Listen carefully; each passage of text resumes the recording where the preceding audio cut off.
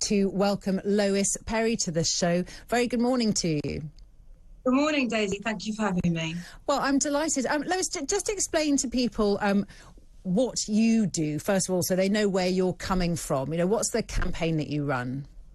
Yeah, well, I'm the director of a campaigning organisation called CAR26, and that stands for Climate Analysis Reason. And we set it up around COP26 last year as a counterbalance to COP26, really, and to take the mickey a little bit and to highlight to normal people what net zero will really mean to them, which is actually a complete annihilation of what we now consider to be normal life. You know, being able to jump in your car, being able to heat your home, being able to, you know, just have a normal way of life without being restricted in any way. And this is a massive thing for us, because fracking will enable us to have energy security and to be able to have constant, free, not free, but free-flowing, cheap energy.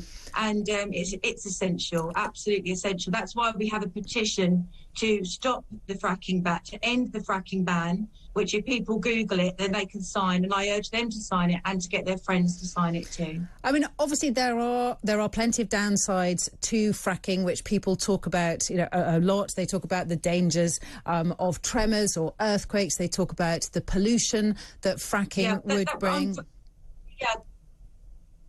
Yeah, can I just say, though, that actually, although those things have been well publicised, they are completely and fundamentally false. And a huge amount of those particular things that you've mentioned, it's now been outed in the Daily Mail, the Express, and lots of other mainstream publications, that these particular lies were pushed out by Russian agents working in the UK, funding protesters, paying them £36,000 a year, a massive PR campaign with... Fracking is not dangerous. The tremors that are felt, if there are any tremors, are roughly the same as sitting it down on a chair. There isn't any pollution. There's lots and lots of ways to clean the water. Wind turbines are much worse for the environment. You can't recycle them. They're made in China using electricity, which is made using coal stations, power stations. The whole thing is a little bit of a farce, and we must address this.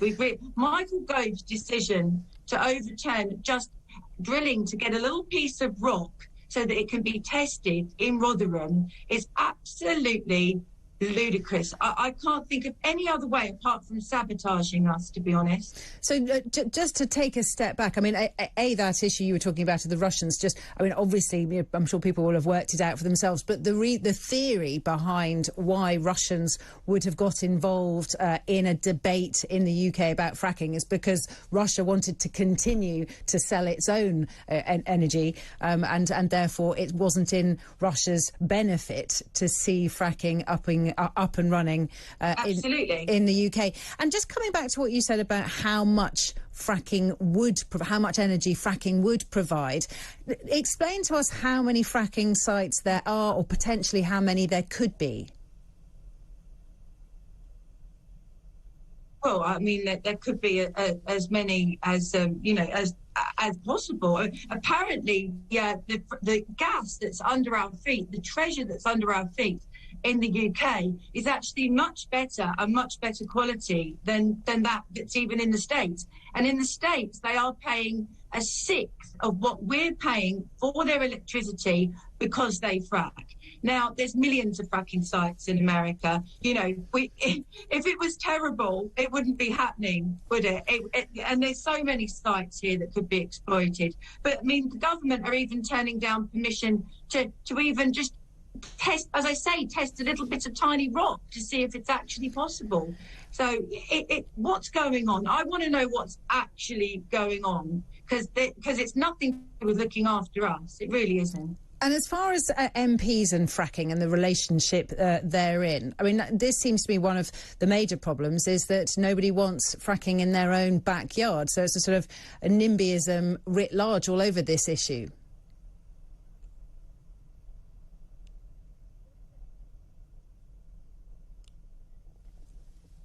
Well, a way to overcome that would be to do something like which we had with the Olympic Act in 2006, which meant that they could overturn any planning legislation they wanted so that the Olympics could happen in 2012, which is what they did. And basically it was able to cut through all existing planning legislation. And we are in an emergency, and that's what we should be doing now.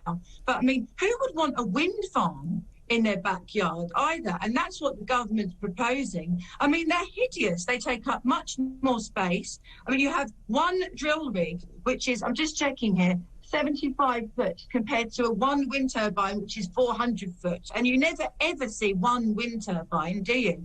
So as for NIMBYism, I'd much rather have a drill rig near me than 100 wind turbines, which are hideous, I think. And they would also provide local jobs. Well, Lois, it's been lovely to talk to you. Thank you so much.